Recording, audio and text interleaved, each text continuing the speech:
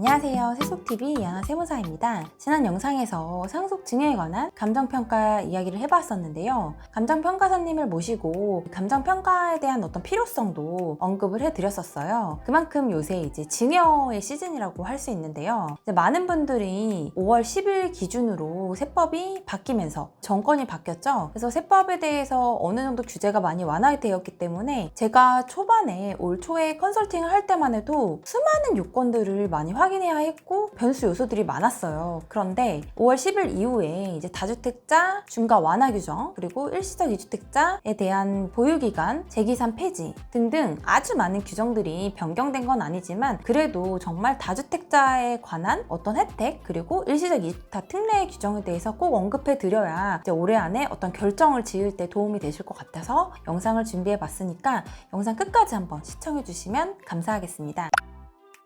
이제 저도 2022년도 세법 개정안에 대한 영상을 찍은 시점에는 출구 없는 전략이다. 지금은 팔지도 사지도 못한 상황이라고 한번 언급을 했었는데요. 현재 규정상에서는 첫 번째로 변동된 게 다주택자 중과 한시 배제 규정입니다. 중과 한시 배제 규정은 2023년도 5월까지 파셔야만 적용이 되는데요. 기존의 규정은 1세대 3주택자의 경우에는 지방소득세 포함해서 82.5%의 고세율이 적용되고 있었고 다주택자의 장기보유 특별공제는 배제되었었어요. 그런데 한시 배제 규정 기간 동안에는 결과적으로 2023년도 5월 9일까지 팔았을 때에는 최고세율이 45%, 지방소득세 포함하면 49.5%, 그리고 장기보유 특별공제도 최대 30%까지 적용해주는 조건으로 완화되었습니다. 2020년도에도 다주택자 중과 한시 배제 규정이 있었는데요. 그때도 어느 정도 엄청난 효과를 누렸다고 해서 이 한시 배제 규정이 또다시 부활했던 것 같습니다. 그래서 지금 이 상황 안에서는 다주택자가 굉장히 발을 동동 구를 수밖에 없겠죠?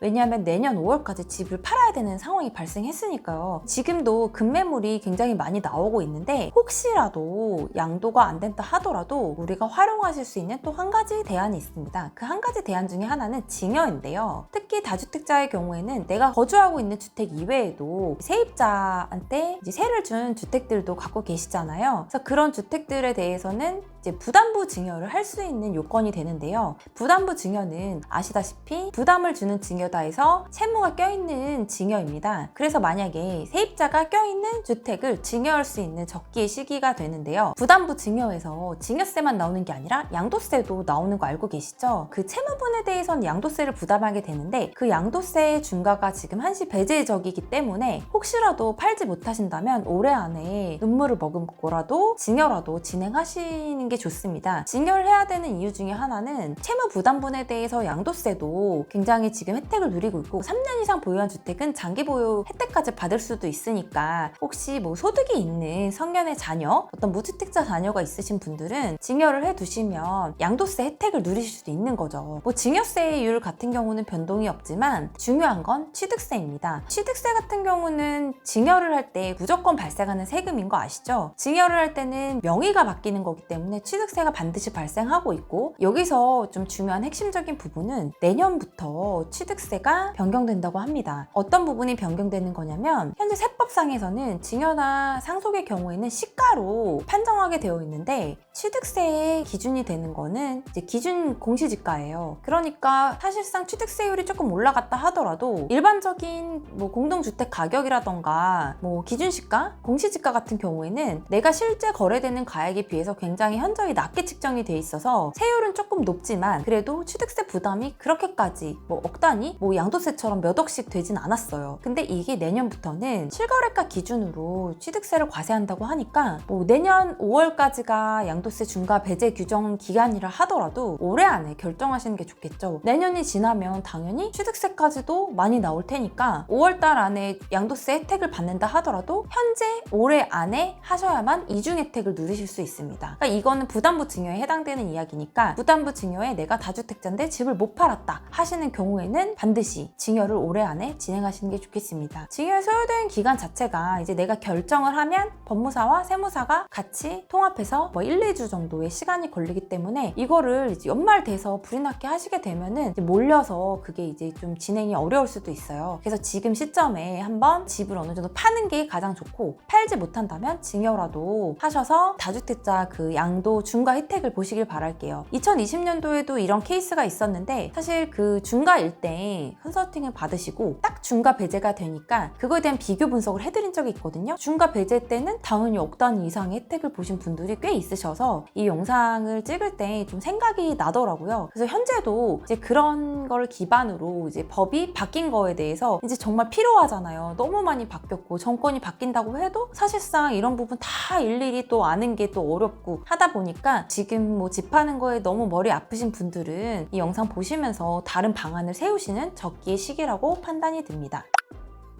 이렇게 다주택자의 양도 중과 혜택이 있고요. 다음으로 살펴볼 거는 일시적 2주택자에 관한 혜택이 되는데요. 일시적 2주택자 어떤 요건이 있었죠? 두 가지인데요. 첫 번째로는 일단 조정 대상 지역에 있으면 1년 내 팔아야 되고, 그리고 뭐 세대 전원이 뭐 이사를 해야 되고 이사 요건까지도 붙어 있었어요. 그런데 이런 단서 규정들이 정말 너무 현실적으로 쉽지가 않죠. 어떻게 1년 안에 집을 팔고 그 이사까지 진행을 해야 된다는 상황 속에서 정말 어떤 경우가 있었냐면 세입자들을 억지로 내보내고 내가 어쩔 수 없이 거주하게 되는 상황들이 많았거든요.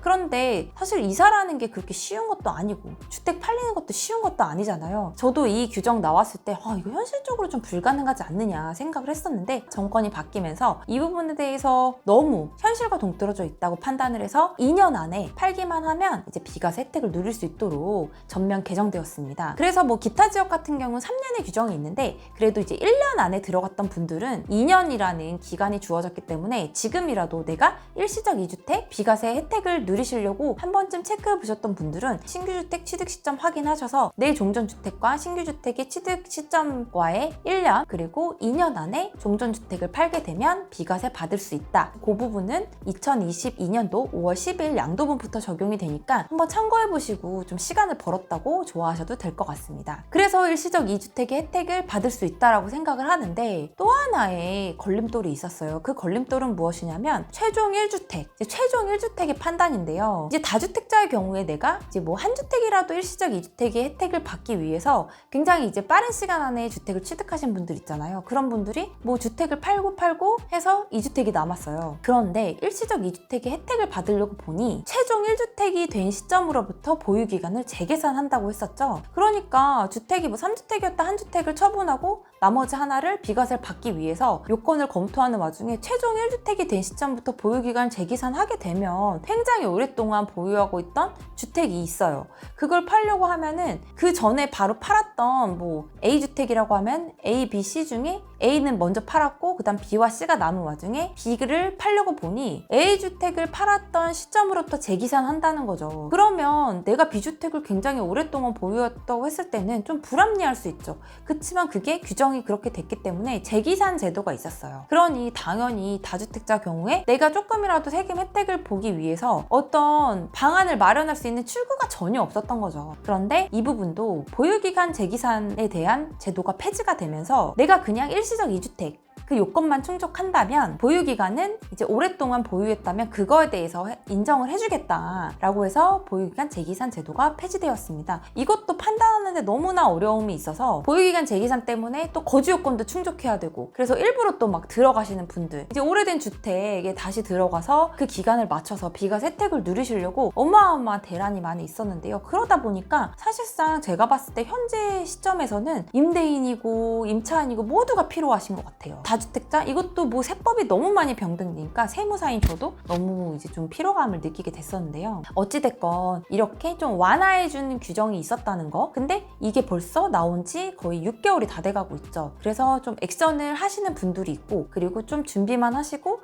또 바뀔 텐데 하면서 가만 계시는 분들도 있어요. 그렇지만 제가 봤을 땐 제 이제 세무사의 소견으로는 다주택자 중과는 한시 배제로 끝날 가능성이 높다고 보기 때문에 이제 부담보증여로 파는 거를 일단 해보시고 팔리지 않는다 하셔도 너무 울상짓지 마시고 내가 일시적 2주택 요건을 해당하면 조금의 시간을 버셨다고 생각도 하고 그리고 또 그 안에 안 팔린다 하면 징역까지 고려하실 수 있는 어떤 3중 대안을 세우실 수 있다고 판단이 들었습니다. 이렇게 지금 현재 이제 자기가 처한 상황이 개개인마다 굉장히 다르신데요. 어찌됐건 지금 요건 완화된 부분들은 사실 몇 가지 안 되죠. 몇 가지 안 되는 부분에 해당하시는 분들도 굉장히 많으시니까 이 부분을 이제 염두에 두셔서 내가 처한 상황을 이제 본인의 뭐 세무사나 세무 전문가 찾아가셔서 이야기를 나누시고 그 다음에 현재 법 규정, 바뀐 규정 안에 내가 언제까지 뭘 팔아야 돼야 비과세 받을 수 있는지, 팔았을 때 어떤 주의할 점은 없는지 이런 부분들을 좀 고려하시기 바라겠습니다.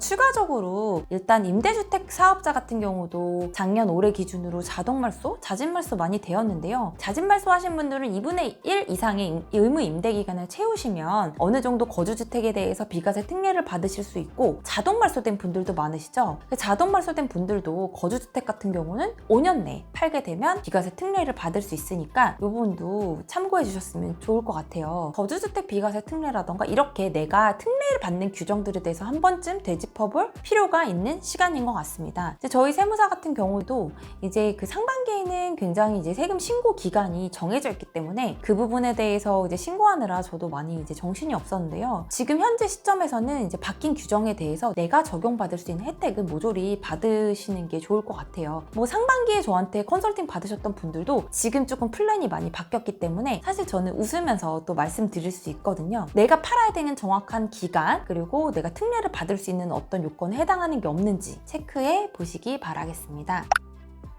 내가 다주택자다, 2주택자, 3주택자 이상이다 하시는 분들은 한 3억을 짜게 내놓으셔도 세금도 한 3억 이상 혜택을 누리실 수 있기 때문에 내리시는 게 세금으로는 이득이 될 수 있어요. 반드시 내년 5월까지는 파셔야 되고요. 제 소견으로는 취득세까지 변경된다고 하니까 올해 안에 결정을 하시고, 그래도 안 된다 하시면 내가 일시적 2주택 요건 해당하는 게 없는지 일단 주택수 줄이는 데 집중을 하시고요. 일시적 2주택에 해당한다면 그 비과세 특례를 이용을 하시고, 그것조차 안 된다 하면 일단 증여, 이제 내가 세를 주고 있는 부담부 증여에 해당하는 주택 같은 경우는 부담부 증여를 고려하셔서 향후에 내년 이후에 취득세까지 많이 내려면 너무 아깝잖아요. 그래서 이런 부분들 고려하셔서 합리적인 의사결정 하시길 바랍니다. 오늘 영상은 여기서 마치도록 하겠습니다. 감사합니다.